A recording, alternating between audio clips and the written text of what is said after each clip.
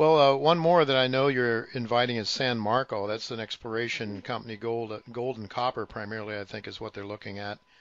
Yeah. And they're, yeah, tell us about that one. They're pretty much all of their projects. They've got several of them are in Sonora State in northwest Mexico. The focus for the last while has been two projects called 1068 and Chunabog, and those two projects are almost adjacent to each other. They're a few kilometers apart. They're both porphyry targets. They discovered a new and fairly large porphyry target on 1068. They've had guys on the property for the last month or so. I think they're just finishing up an IP survey. That'll be that plus the mapping and stuff they've done. They get that interpreted. That's sort of the last stage before they drill the thing. So it should be ready to drill sometime in January.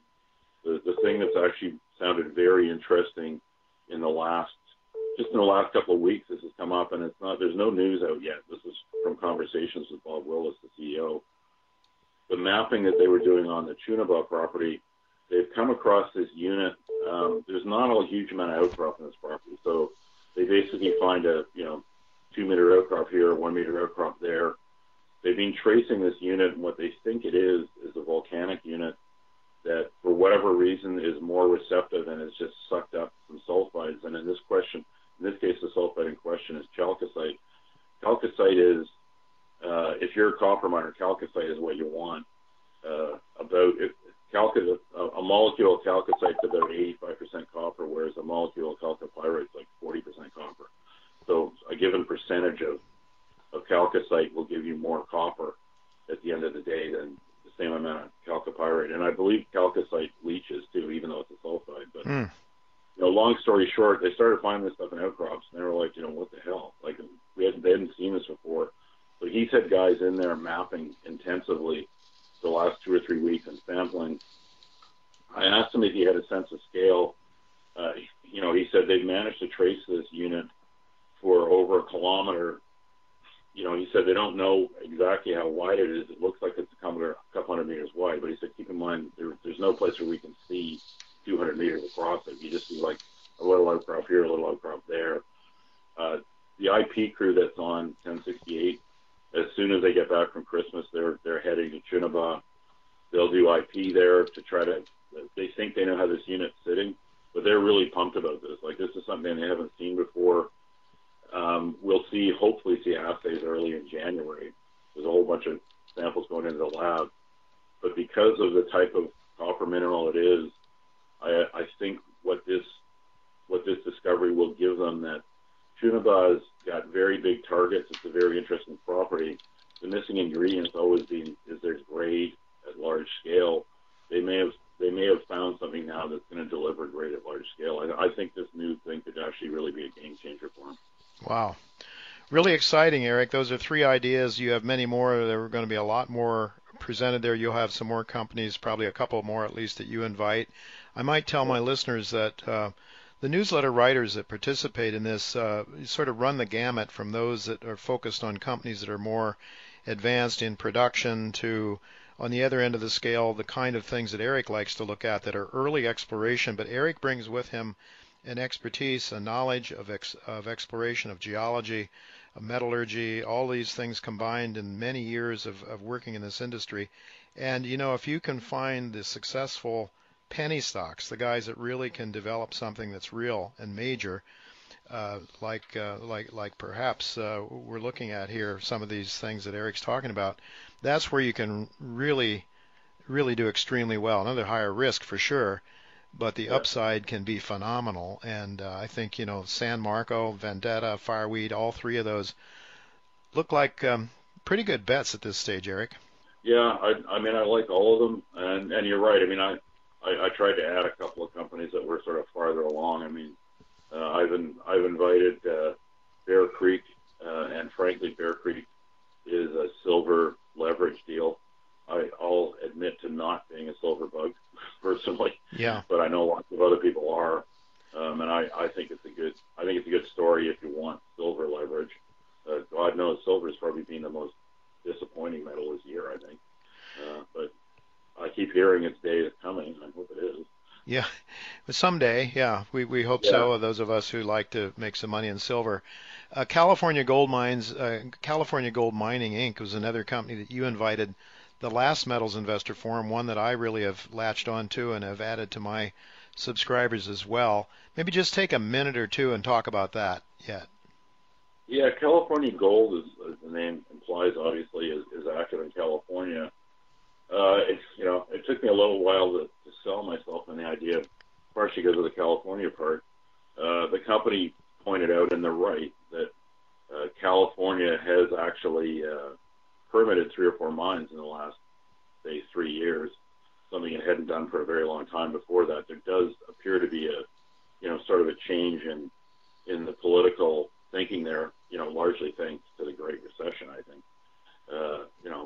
Real high-paying jobs in areas that aren't in the San Francisco Bay Area, that don't have those kind of possibilities. They seem to be getting traction again, and this California Gold would be a good example. I mean, they're in Mariposa County, which is sort of east central California. It's a fairly low population area. It's not a wealthy area. If they can bring this to fruition and offer a couple of hundred high-paying jobs in an area that probably doesn't have I don't think the whole county's got a population of more than 30 or 40,000 people. Hmm. I mean, that's a big thing for them. So their sense of talking to the locals and the local government is that they will actually get, they will get the backing of the locals, and the locals will be pushing for it if the time comes to permit it. And the way that Mariposa is what's called an independent county, which means when the time comes to do permitting, the lead sort of the lead due diligence, the lead agency is actually the county, not the state or the Fed. So even though obviously you still have to get EPA permits, stuff like that, I think that gives them a bit of a leg up because they've got a very receptive local community. The other thing that helps them in terms of near-term permitting, in fact, they don't really need any near-term permitting, is one thing that's a bit unusual about it is it's not mining claims, it's actually private land. Hmm. When they bought this project, they literally bought the property, they own the real estate. That does give it a bit of underpinning too, I might add. I don't know what 3,000 acres, and I'm not a real estate agent, so I don't know what the value is. They tell me it's probably in the order of $5 or $6 million Hmm. as real estate, basically. So that's sort of nice underpinning for the whole thing. What really got me interested about it was this property covers 4 or 5 kilometers of what's called the Mother Lode Trend, and that's a big regional shear system. It's important historically because gold that's shedded out of this shear system is what created the placer gold in Creek that started the California gold rush in the 1800s. A lot of people have looked for stuff there. There were successful explorers on this property in the past. There's several small high-grade mines were there, most of them on this major shear trend. They've gone back. They chose one of these areas. They drilled that area first.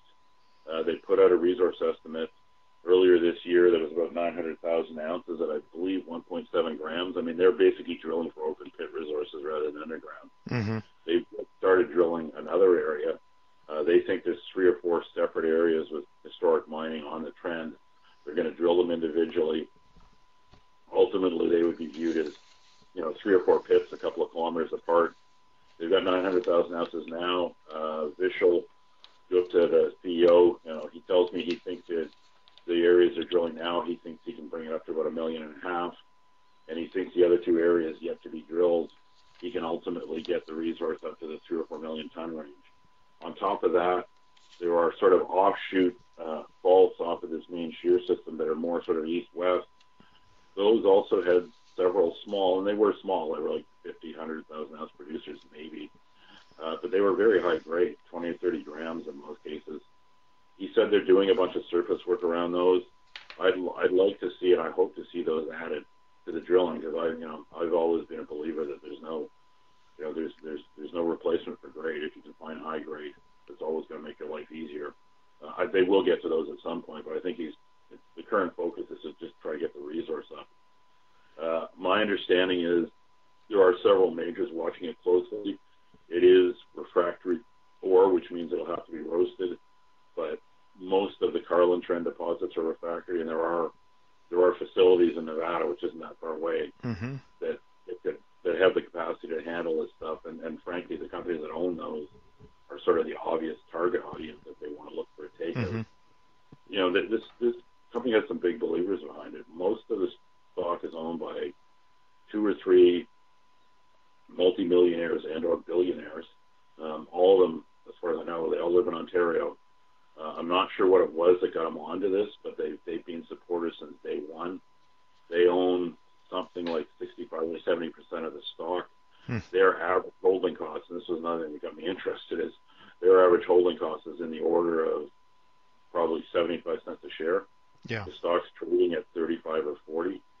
So you're paying a lot less than the guys that have supported all the way along. And those guys still support it. Even the last placement, I believe a third of that placement, and the one before it, I believe a third or maybe even more of that placement was bought by these guys. I mean, they're very insistent that every time there's a placement, they get to take a big piece of it. And obviously, with their share ownership, management can't say no. Yeah, it's, we're looking at 36 cents now as I look at it on the screen, but not only that, there's only about 43 million shares or so outstanding, I believe, if my numbers are correct here.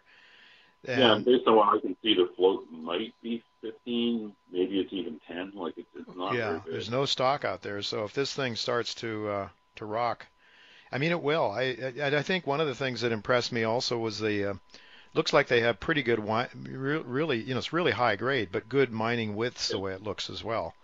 So that Yeah, an no, underground mine is very viable here, it seems, huh? yeah, Possible. and I think Vishal told me that there was a group, I don't know, 10 or 15 years ago that did a bunch of drilling, and they were looking at open pit and underground. Mm-hmm. The underground grades, like right where they've drilled the resource, the underground grades below that were 5 or 6 grams, which isn't amazing, but would probably work. Mm-hmm. I think he'd like to see higher grades than that before he committed to underground. But he's not going to ignore it. He said, I know this stuff's down there. I know it doesn't stop at the bottom of these pits that we've outlined. So Mm-hmm. that's got the potential to add more ounces too. There's a lot of gold in the system. I think it's simply a matter of somebody being willing to put in the work, to put in the drill holes and figure it out. Yeah. All right. Well, it's fairly exciting. There's so many of these junior exploration companies that are really doing some good work, I think. And I think, again, at the Metals Investor Forum, these are companies that have been vetted by the newsletter writers. So they're not just anybody with a check to get in the door. They have to be invited. They have to be covered. And for my part, I like to invite companies that have something that's timely as well. Of course, these exploration stories take a long time to unfold. It takes a lot of work, a lot of capital. They're not easy, but when the payday comes in, the ones that succeed can be very, very rewarding. So really like to suggest that if you're in the Vancouver area, make sure that you sign up now, though, to make sure there's a place for you. Go to jtaylormedia.com, click on the MIF, the Metals Investor Forum banner, your name and email address, and you'll be guaranteed a place. Besides myself and Eric, other newsletter writers that will be there: Gwen Preston, John Kaiser, Joe Masmader, Greg McCoach, Sean Broderick, David Morgan, and Brian London. We'll have to leave it go at that. Eric, thank you so much for your time and patience with me. We've had some difficulties technically before, so thanks for your kind patience. And Okay, thanks, Jay.